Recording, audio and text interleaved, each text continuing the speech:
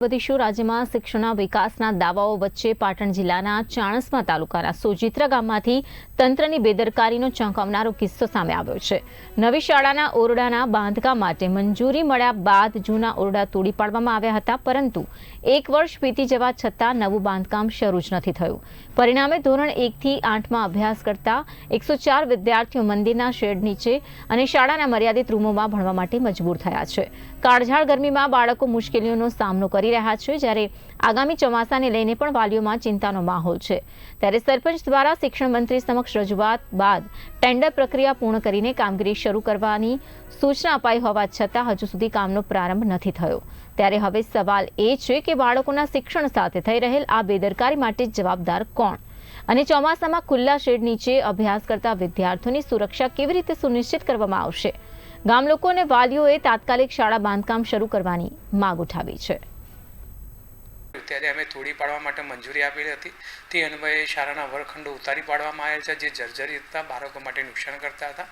જે અંતર્ગત રાજ્ય કક્ષાએથી બાંધકામ શાખા સમગ્ર શિક્ષા કચેરી દ્વારા જે તે એજન્સીને વર્ક ઓર્ડર આપવામાં આવે તો એવી મારી જાણમાં છે, અને એ એજન્સીને કંઈ અમારી જાણમાં આ બાબતે રજૂઆત થતાં તપાસ કરતાં એ એજન્સીને રાજ્ય કક્ષાએથી બ્લેકલિસ્ટ જાહેર કરેલ છે, જેના કારણે એજન્સીને વર્ક ઓર્ડર આપેલ નથી, જેના કારણે હાલ કામ શરૂ થઈ શકેલ નથી। આ બાબતે અમારી ગ્રામજનોની બીજાની રજૂઆત આવતા અમે તાત્કાલિક સમગ્ર શિક્ષા ગાંધીનગર કચેરીને આ બાબતે જાણ કરી અને તાત્કાલિક એજન્સી નિયત કરવા જણાયેલ છે। એજન્સી નિયત થઈ હતી, જે પણ એજન્સી નિયત થશે એની સમય મર્યાદામાં કામ પૂરું થાય એ માટે અત્રેથી કાર્યવાહી કરવામાં આવશે।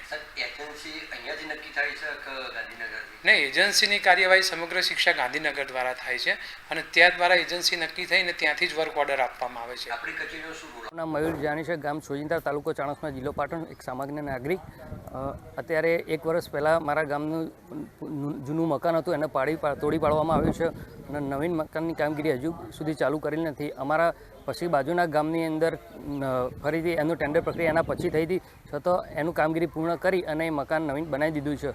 મારા ગામમાં 1 વર્ષ થઈ ગયું, હજુ સુધી કોઈ પણ જાતની કામગીરી શરૂ કરેલ નથી। તો સરકારશ્રીને એ બાબતે અમે નિવેદન કર્યું છે કે કામગીરી ઝડપી પૂર્ણ કરવી। અત્યારે પડતી તકલીફોના કારણે બાળકો અત્યારે બાજુમાં મંદિરમાં શેડ નીચે ભણે છે, આ તડકાની તકલીફો પડી રહી છે। આગામી ચોમાસું આવે છે, એ તકલીફોને ધ્યાનમાં રાખીને અમે વારંવાર આ વસ્તુને છે ગાંધીનગર સુધી રજૂઆત કરેલ છે, પણ હજુ કોઈ પણ જાતની કામગીરી હજુ શરૂ કરવામાં આવેલ નથી।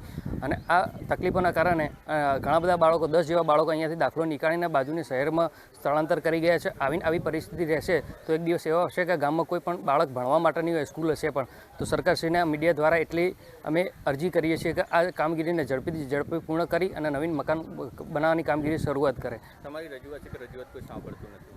અમે ઘણી બધી રજૂઆત કરી, સરપંચશ્રી પણ હાજર છે, ગાંધીનગર સુધી રજૂઆત કરી, પણ અમે એ રજૂઆતનો પ્રત્યુત્તર રિટર્ન